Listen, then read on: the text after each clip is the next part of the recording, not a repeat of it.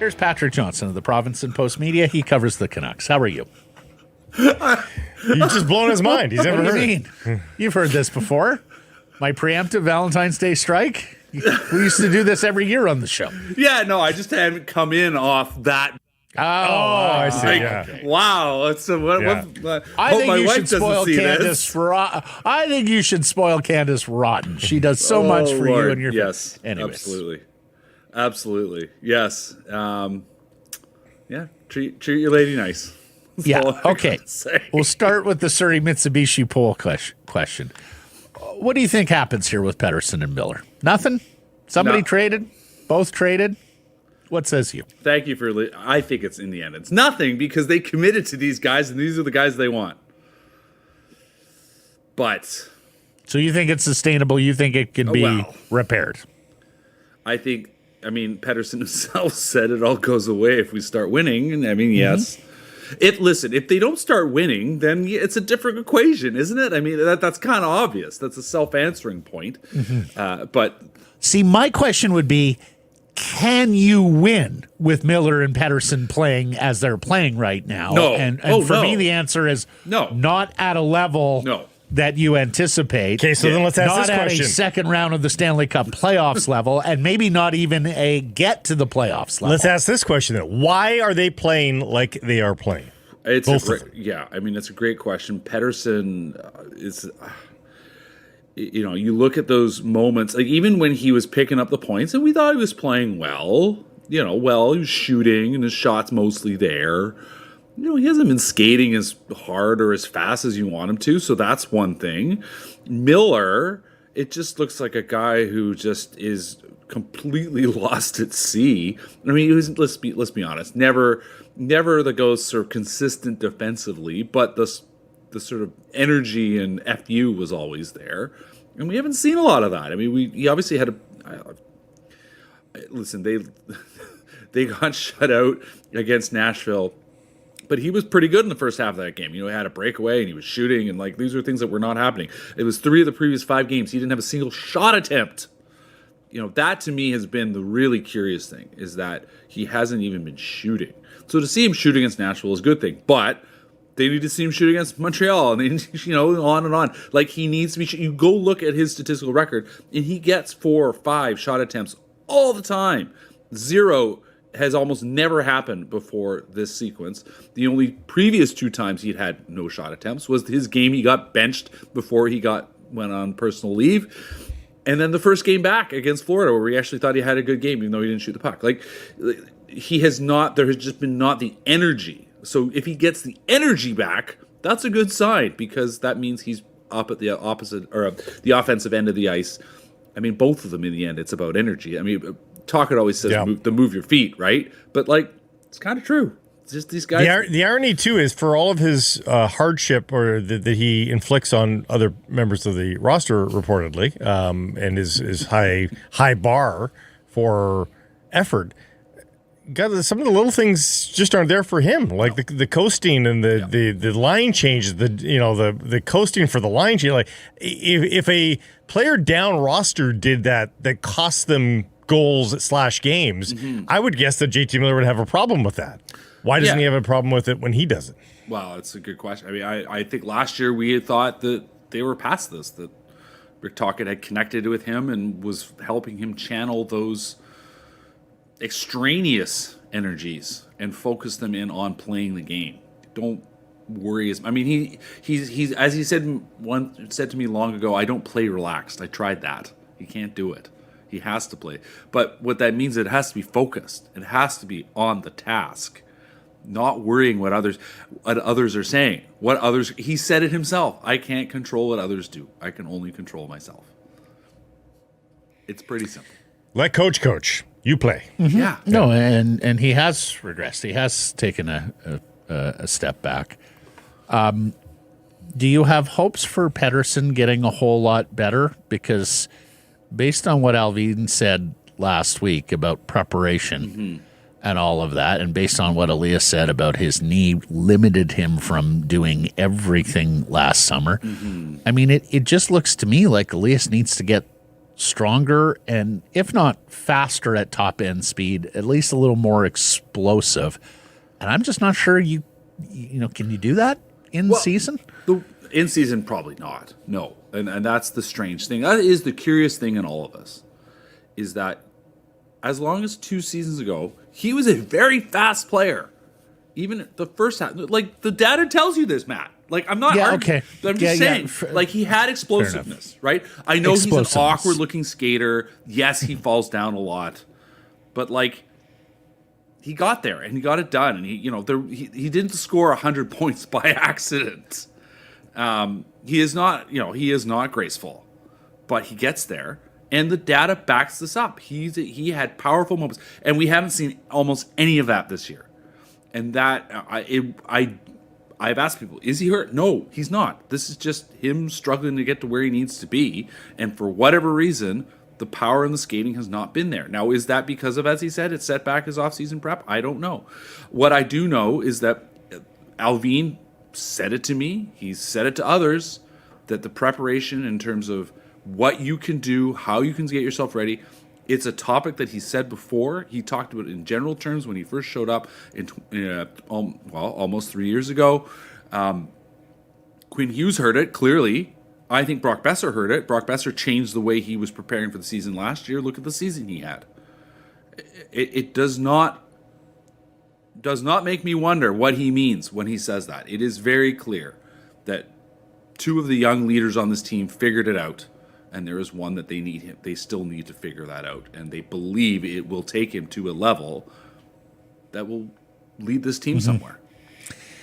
Is this looking more and more like a lost season for Dakota Joshua? Oh, yeah. I mean, Rick talking this morning, saying, I mean, not week to week, but not forever. But saying, listen, he'd been finding his way. And I thought he had been. He was having some moments. He wasn't finding those scoring chances, which was still concerning to me. But he was in on the forecheck. He'd had some shifts. There's a guy that missed training camp and obviously had a serious medical issue. That cancer treatment, no matter what it is, takes a lot out of you. And trying to come back from that is hard.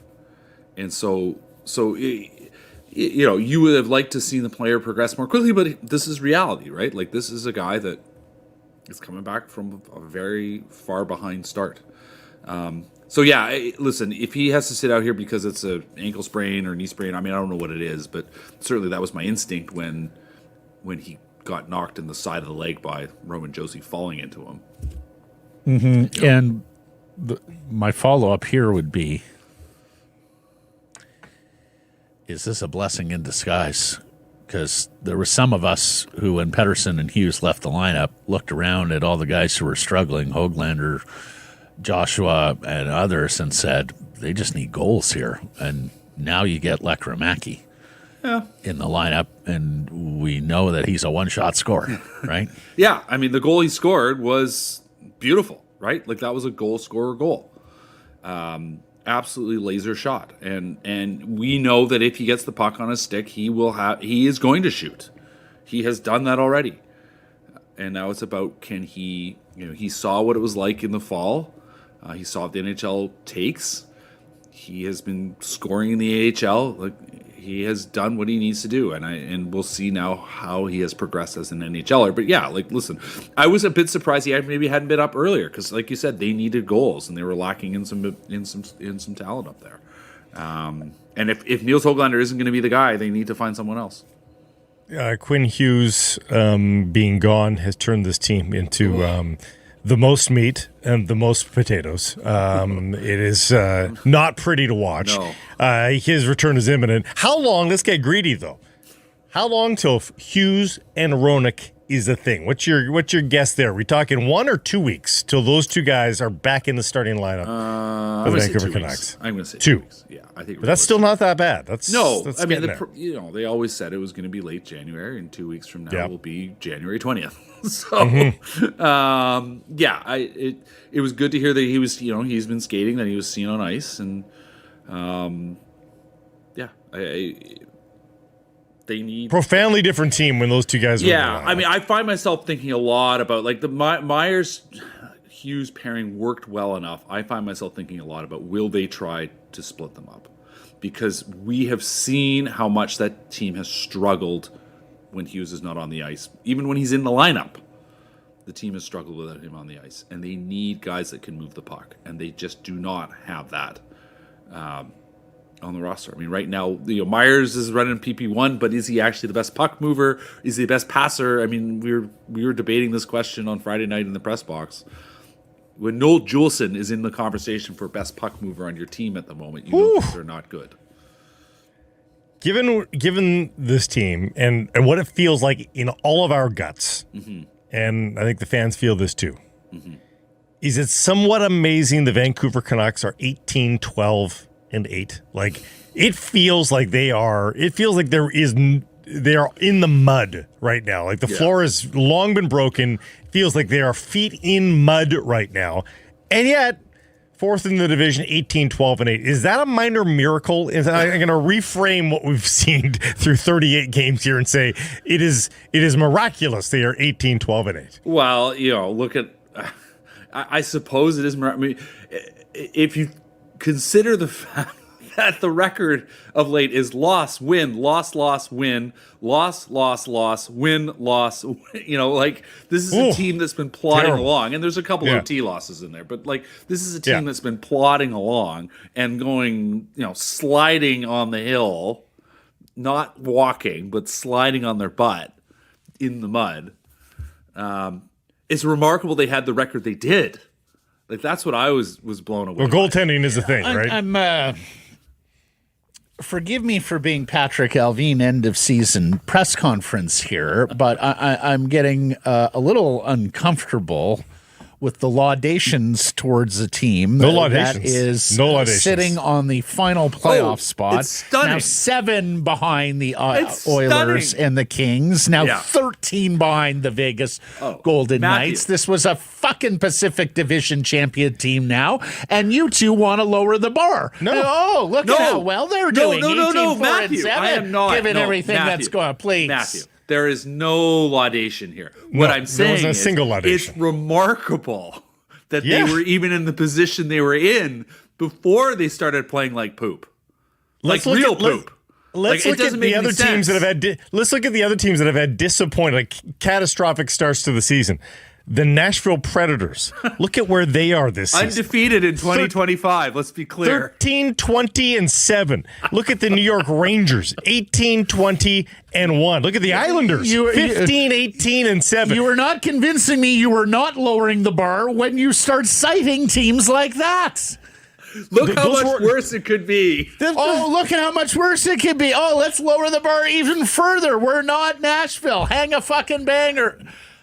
My point is, Matt, if this team can, like all those other teams I just mentioned, if they find their stride, guess where they're going? Fucking nowhere. They're going nowhere. If this team finds its stride, if this team plays better, they're fine. Paige, I used to go home after getting disciplined at school, and it happened a fair bit. And I would say to my mom or my dad, but little Johnny did worse. And they would look at me and go, little Johnny is not our problem. Little Johnny is Johnny's mom and dad's problem. You're our fucking problem. No. You're twisting what I'm saying into everything is fine. They're not actually that bad. My point is this: they are actually that bad, and look at their record. So you think they're overachieving? Yes. Oh my god. Given what we've seen, given the quality of hockey that we have seen them play, which is to say, bottom of the barrel. How on God's green earth are they 18-12-8? Do you think they're overachieving too? I don't even know. Listen, as I was saying, before they had this... You're scared to answer the question. I'm scared to answer the question. Are they overachieving, yes or no? Yes, they have been. It's bloody amazing. Matt, Mike, we're packing up our mics and we're going home, okay? We're going to do our own podcast here. We're going to leave these two and the mutual admiration middle of the pack society together. I don't know where you're getting that from. I'm saying they are playing like the worst team in the league. They should be so much better than this. You said they're overachieving. They had 109 points last year. Given how they played, the Rangers were a Final Four team. The Rangers were a Final Four team. Again, Yeah. I don't care about the Rangers. We don't do a New York Rangers show. We do a Vancouver Canucks show. The general manager ended last season by going, I don't know why everyone's so happy losing in round 2. We've got to get better. We've got to go further. It only gets harder. And we're like, yeah, you're missing they're the point of the conversation. aspirational, You're missing the finally. point. The point of the conversation is this season is not lost. This season is not over for the Vancouver Canucks. It is for the other teams. There is something worth fighting for. There is something worth trying to figure out here because their season's not over. And because they were the I Pacific will Division agree. champions. But to this point, on how they played, Matthew, they've overachieved in results. They've not played very well. And yet here they are in the playoffs still. Goaltending is a hell of a drug. I mean, without Kevin Lankinen, this team is alongside Quinn this other loser team. points are And too. Quinn Hughes. And Quinn Hughes. Yeah. No, I mean, you Lankinen just said it and right Hughes, there. I mean, I heard it. Blake, you just said it, right? You list off that Rangers record again, right? There's a team that has lost once in overtime, right? The Canucks keep going to overtime, and that's miserable. Okay, but guys. We want them to win, Matthew. No. The point is win the games. I don't know what point you're trying to make. Well, the point I'm trying to make is the exercise is not to take the Vancouver Canucks in one hand and the New York Rangers in the other hand in isolation, as though they're the only 2 teams in the league. There are 30 other teams, and say, oh, look at the Vancouver Canucks. They're doing so much better than the New York Rangers. And the New York Rangers won the President's Trophy last year, and they're overachieving because of it. Or to take the Nashville Predators and say they were a playoff team last year. And look, they're like a bottom 5 team this year. Oh, look, the Vancouver Canucks are overachieving. No.